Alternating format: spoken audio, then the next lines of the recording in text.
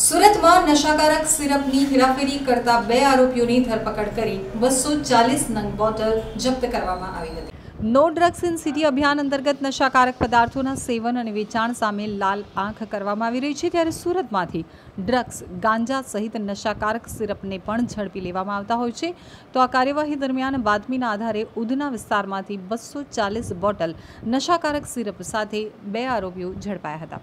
પોલીસને બાતમી મળી હતી કે ઉધના નવસારી રોડ લક્ષ્મીનારાયણ મંદિર સામે જાહેર રોડ પર 2 ઈસમો આવી રહ્યા છે, જેની પાસે નશો કરવામાં ઉપયોગમાં લેવાઈ રહેલી કોનેક્સ ટી સિરપની બોટલો છે, જેથી તપાસ કરવામાં આવી હતી। આરોપીઓ પાસેથી 240 નંગ સિરપની બોટલ મળી આવી હતી, જેની કિંમત અંદાજે 36,000 રૂપિયા થાય છે। સાથે જ આરોપીઓ પાસેથી મોબાઈલ 2 નંગ તથા રોકડા રૂપિયા 21,900 તેમજ મોપેડ ગાડી સાથે કુલ રૂપિયા 1,87,900ના મુદ્દામાલ સાથે 2 આરોપીઓને પકડી પાડ્યા હતા। પકડાયેલા આરોપીઓના નામ સચિન શંભુલાલ ખત્રી તેમજ ઋષિકેશ આધારભાઈ મુંટેકર સામે આવ્યા છે।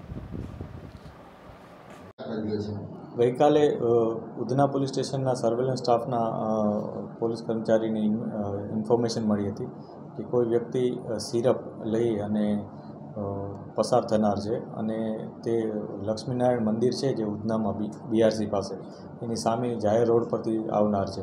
આ બાબતે પોલીસે રેડ કરી હતી એનડીપીએસના જે કાર્યવાહી છે એ મુજબ, અને એમાં 240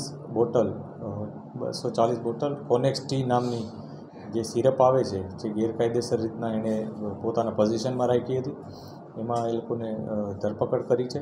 આમાં અત્યારે જે પોલીસના હાથમાં આવ્યા છે એ 2 આરોપીઓ છે, જેમાં એકનું નામ સચિન ખત્રી અને એક ઋષિકેશ મુટેકર કરીને છે। હજી એક વ્યક્તિ છે કે જેણે મહારાષ્ટ્ર ધૂળેમાંથી એને અગાઉ આપેલું હતું, એ પ્રકારની ઇન્ફોર્મેશન પોલીસને છે। અમે કન્ફર્મ કરીએ છીએ કે એ ખરેખર એને માલ ક્યાંથી આ વસ્તુ લઈને આવ્યો હતો, મુદ્દામાલ। આ ઉપરાંત આ જે વ્યક્તિ છે એ અગાઉ પણ, આ જે ખત્રી છે સચિન ખત્રી, એ અગાઉ પણ આ પ્રકારના એક ગુનામાં મહારાષ્ટ્રમાં પકડાયેલો હતો।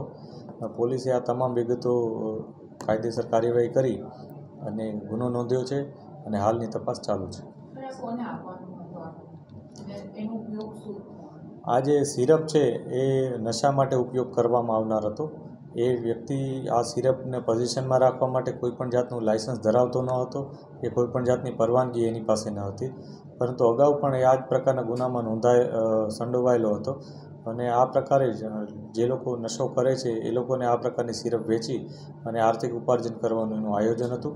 એ પ્રકારની અમને માહિતી છે, અમે બધી રીતના ઇન્વેસ્ટિગેશન કરી રહ્યા છીએ।